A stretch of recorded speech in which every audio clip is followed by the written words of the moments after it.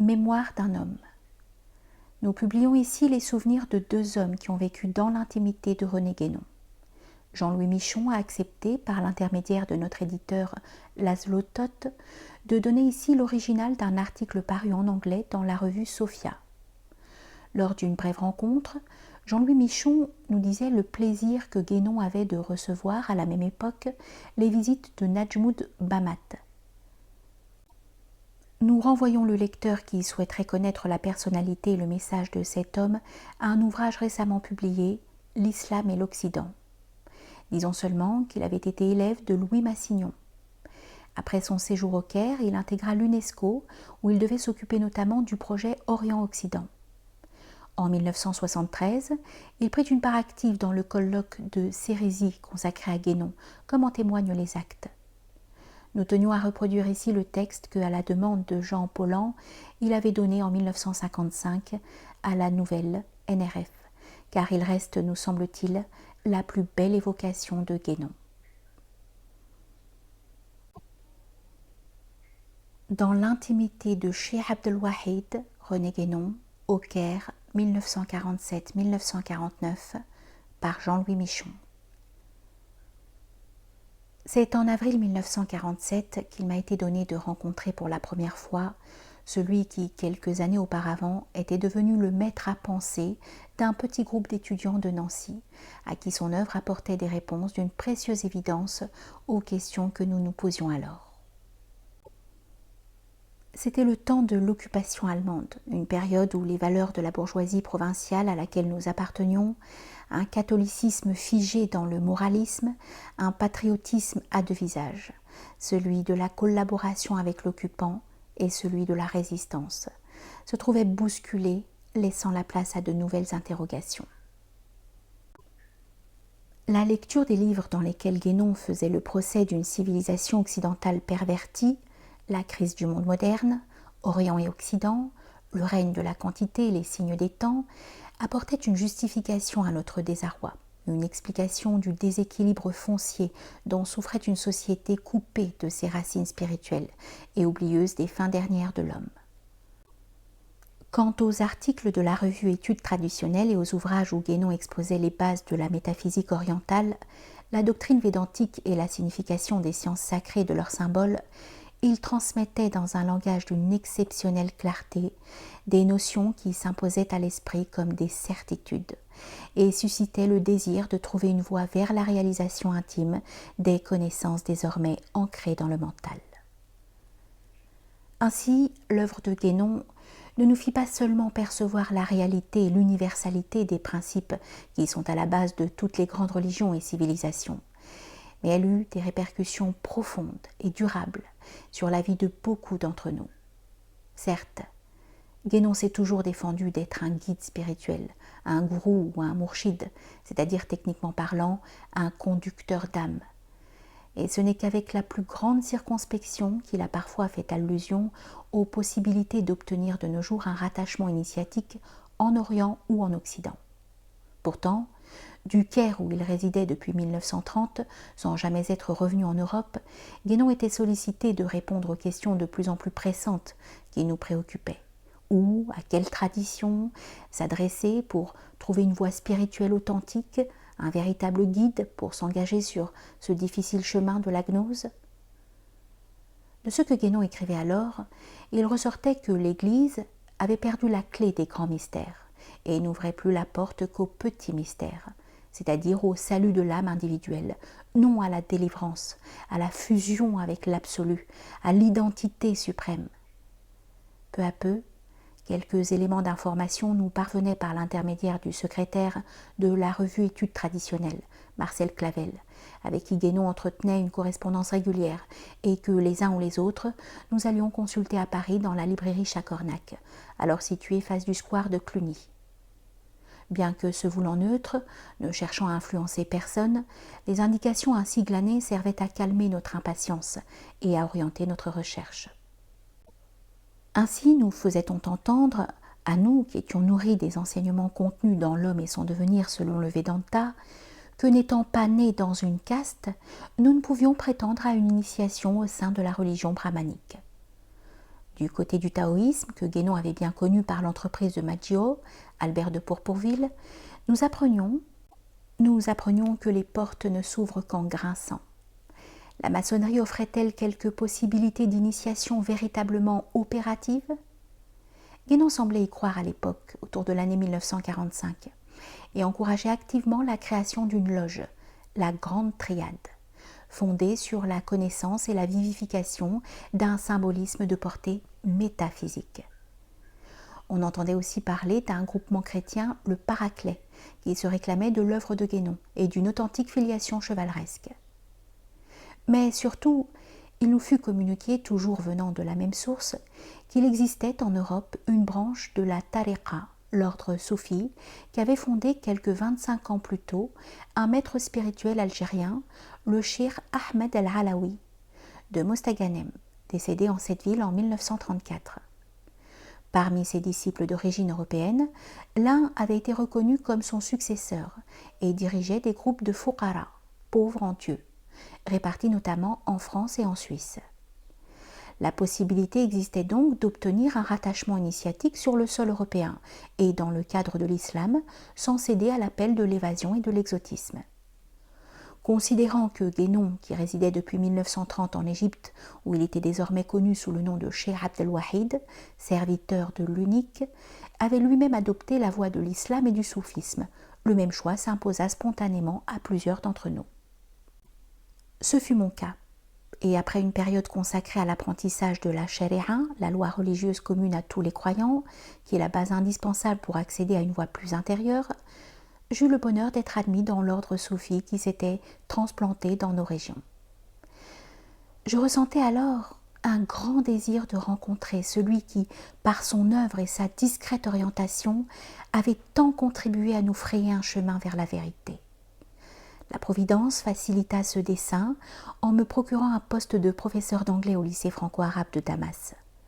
Et c'est de là qu'à l'occasion de mes premières vacances scolaires, à Pâques de l'année 1947, je pus me rendre au Caire où Guénon avait accepté de me recevoir. Ce fut mon ami Martin Links, alors lecteur de littérature anglaise à l'université Fouad, qui me conduisit chez René Guénon, avec lequel il était en contact quasi quotidien.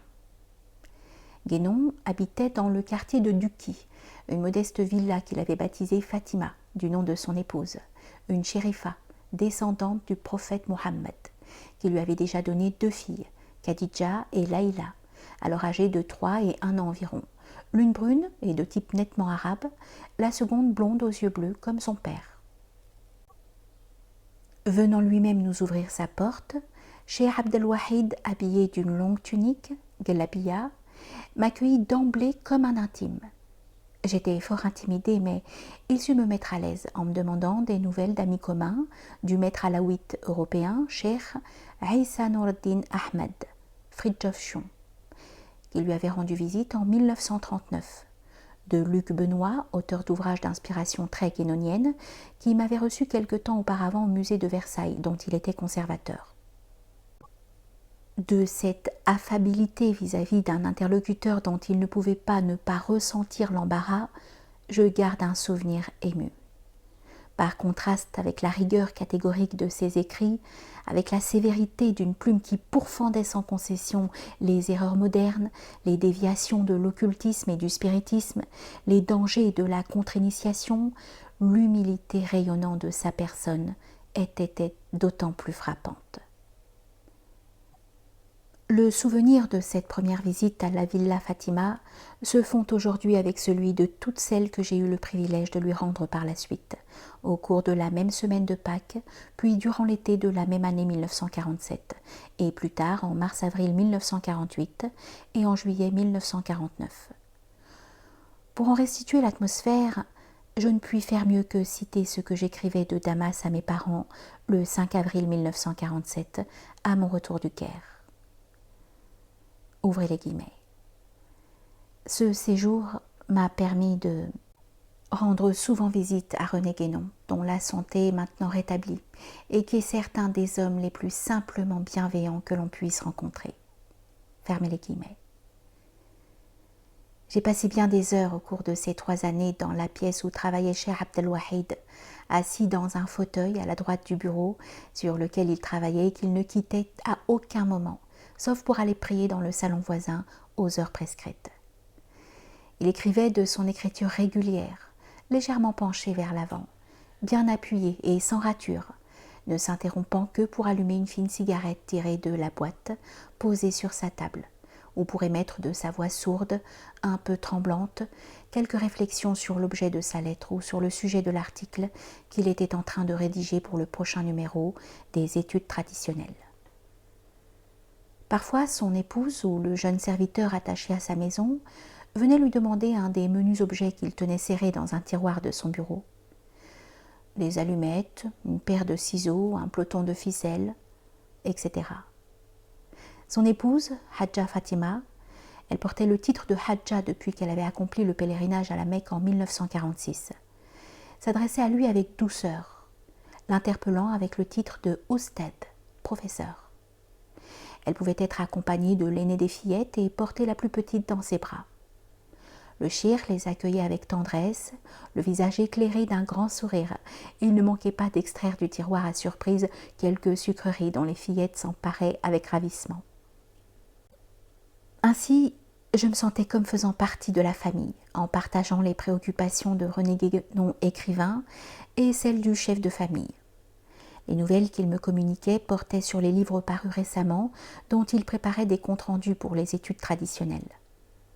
Un jour, me montrant un livre d'Alain Danielou sur la musique hindoue qu'il venait de recevoir, il fit une remarque qui, venant de lui, un mathématicien confirmé, capable de pénétrer sans peine les arcanes du symbolisme cosmologique, ne manqua pas de me surprendre. « C'est bien compliqué, » me dit-il avec un soupir.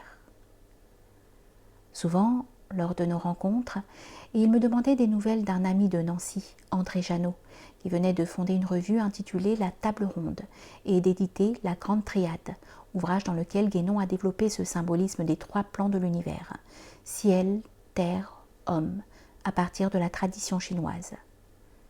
Très soucieux de précision et de clarté, répondant à tous ses correspondants presque par retour du courrier, Guénon s'inquiétait des longs silences survenus dans la correspondance avec cet éditeur, comme il déplorait les nombreuses erreurs d'impression commises dans l'ouvrage qui venait d'être publié.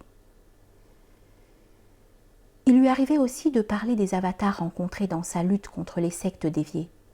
Un épisode particulièrement pénible était survenu lorsqu'un émissaire d'une de ces sectes était arrivé au Caire muni d'une recommandation pour voir Guénon. Il avait réussi à se faire recevoir à plusieurs reprises et à pratiquer de la magie noire qui avait cloué Guénon au lit durant plusieurs mois. Jusqu'à ce que celui-ci, ayant compris la cause de son mal, obtienne l'intervention personnelle du roi Farouk pour que l'homme soit expulsé d'Égypte. Une photographie prise durant cette maladie montre Cheikh Abdelwahid étendu sur son lit. Il a dû se laisser pousser la barbe, mais son visage était détendu, presque souriant. Au temps où je l'ai connu, Cheikh Abdelwahid ne sortait plus de chez lui que 2 fois par an. Une fois en compagnie d'un frère dans la voie, Saïd Ramadan, pour aller prier au tombeau de son maître, le Cheikh Abdelrahman Ilyash El-Kabir, à qui il a dédié le symbolisme de la croix. De ce maître soufi d'origine maghrébine, il m'a un jour montré la photographie. Un beau visage de vieillard très basané, drapé dans un haïk. Quant à la seconde sortie hors de la villa Fatima, il s'agissait d'une partie de campagne où la famille était au complet. Le cheikh, son épouse, les 2 fillettes et le jeune serviteur se rendaient en taxi passer la journée dans le jardin et la maison de Sidi Aboubakar Serajeddin, Martin Links, dans le village de Nazlat el-Saman, situé à l'extrémité du golfe de Mina House, près des pyramides de Gizeh. J'ai eu le bonheur de participer pendant l'été 1947 à l'une de ces journées où Cheikh Abdelwahid, loin de ses préoccupations habituelles, se montrait détendu et attentif à tout ce qui se passait autour de lui. Des photographies que j'avais prises ce jour-là, il ne me reste plus que quelques épreuves de piètre qualité, mais qui, je l'espère, parviendront à restituer un peu de l'atmosphère heureuse de ces journées. L'heure des adieux est venue en juillet 1949. Ayant terminé ma 3e année d'enseignement, j'avais décidé de rejoindre l'Europe pour y étudier l'architecture. C'était le début du mois de Ramadan, et de passage au Caire, je fus invitée à venir rompre le jeûne dans la maison de Cheikh Abdel Wahid. Je le trouvais étendu sur le divan du salon, et il m'expliqua que le jeûne le fatiguait au point qu'il ne pouvait travailler que la nuit, la journée étant consacrée à la prière et au repos. Dès que retentit le coup de canon annonçant le coucher du soleil, Hadja Fatima nous apporta une tasse de café turc qui fut bu en même temps que nous allumions une cigarette. Ensuite de quoi, Cheikh Abdel Wahid accomplit la prière du Maghreb, dont je suivis les mouvements derrière lui. Après un excellent repas à l'égyptienne et une paisible veillée, je pris congé du cheikh et de sa famille. Au cours de l'automne, je lui adressai des copies de photographies prises l'année précédente en même temps que quelques détails sur ma nouvelle orientation professionnelle. Une lettre ne tarda pas à me parvenir, dans laquelle il me remerciait pour les photographies, en particulier pour la photographie à l'oie, qui montre Leila se balançant sous l'œil de sa grande sœur dans une petite nacelle en forme de volatile. Il m'adressait des vœux pour la carrière que j'abordais et m'annonçait la naissance de son premier garçon, Ahmad. Ce fut le dernier message que je reçus de lui. Un an plus tard, en novembre 1950, il tombait sérieusement malade, en même temps que ses 3 enfants. Tous furent soignés avec un dévouement admirable par Hadja Fatima, pourtant enceinte pour la 4e fois. Mais son corps déjà affaibli par d'anciens épisodes de maladie et par le manque de mouvement ne résista pas à cette ultime agression. Un 2e fils, Mohammed, devait naître quelques mois après le décès du Cheikh Abdel Wahid Yahya, survenu durant la nuit du 7 janvier 1951. Que Dieu nous fasse profiter de ses mérites et de sa baraka.